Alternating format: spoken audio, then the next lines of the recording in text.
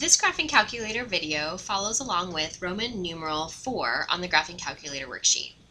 I will be showing the keystrokes for both the TI-83 and TI-84 calculators here. So now we're working on calculating intersections as well as maximums and minimums. So we're on question 8. We want to calculate the intersection of two curves. So go up to your y equals. You want to clear out any curve that you have in there right now. And we want to graph y equals negative 2x plus 5. And then we'll arrow down because we also want to graph a second curve. And our second curve is y equals x squared minus 3. So if you're on the brand new calculators, the latest TI-84s that are in color, then you'll be able to see your first curve will be blue and your second curve will be red. But if you're on an older TI-83 or 84, which is completely fine, you'll just notice that all of your curves are going to be in black. Alright, so as always, go to Zoom and choose number 6 so we can use a standard viewing window to begin with. And hopefully as this is graphing, you feel comfortable with the fact that our first curve is a line, it's a linear function, and our second curve is a parabola. Alright, so you can see right here that we have one intersection that we want to calculate. But since it is a line and a parabola, it looks like we would have another intersection, a second one over here that is outside of our window. So let's go ahead and change our window so we can see both of these intersections. So we need to see farther up, so we need to change our y maximum. So going to window, go ahead and arrow down and change the y max. So why don't we change it to 20? And let's see if that will be a large enough y value.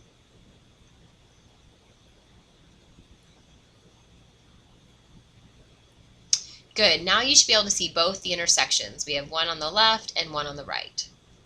So when we're calculating an intersection, we're going to use our calc menu, which is right here above the trace key. So second, calc. And rather than calculating the 0 or a maximum or minimum, we're going to go down here to number 5 where it says intersect. So choose number 5 since we're looking for an intersection. And you'll see right away that you have your cursor, or what I call sometimes the bug, and it'll be on one of the curves. And in the top part of the calculator here, it's telling you which curve the cursor is currently on. Now you could arrow left and right if you wanted to move it along the curve, but it's telling you that it's currently on the curve that we have in our y1, which is negative 2x plus 5. So it doesn't matter where the cursor is right now, it just needs to be on the appropriate curve.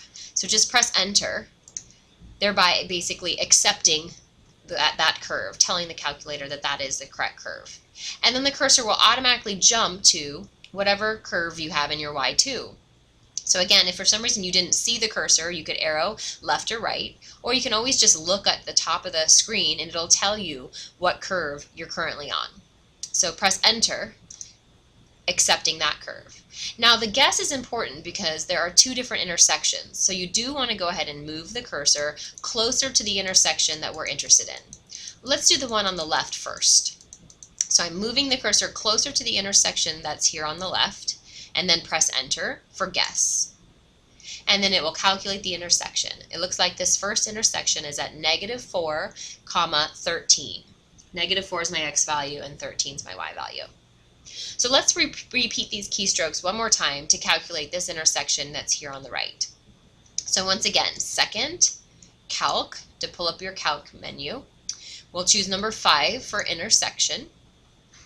Again, first curve, it's just asking which curve do we want us to compute or use first. So if you wanted to arrow over to clearly see which curve you're on, you can, but again, it tells you up in the top of the screen, it tells you which curve you're on. It's the curve that's in our y1, and press enter. The bug or the cursor automatically moves to the second curve, press enter. And then guess, you want to arrow all the way over to the right, closer to the intersection that we're interested in, which is the right-hand intersection, and press enter. And it looks like our second intersection is at 2, 1. Alright, that's it for intersections. Now let's go into calculating a maximum. So let's go back to our y equals. We want to calculate the maximum of the curve y equals negative 2x squared minus 5x plus 3. So go ahead and clear your y1, arrow down, clear your y2. Let's go back up to our y1 and type in the curve. Negative 2x squared minus 5x plus 3. And once again, I'm going to go zoom and choose number 6. So I reset my window, from negative 10 to 10 in both directions. So we have a nice parabola that's opening down. And we are interested in calculating this maximum here. So once again, this is also off of your calculate menu or your calc menu. So second, trace, above trace where it says calc. But now rather than choosing number 5 for intersect, we're going to choose number 4, which says maximum. If we were interested in a minimum, we would have chosen number 3. Now this time, notice you're prompted. It asks you for the left bound. So we need to move our cursor to the left of the point that we're interested in, which is this maximum. So arrow left so that you are to the left of the maximum.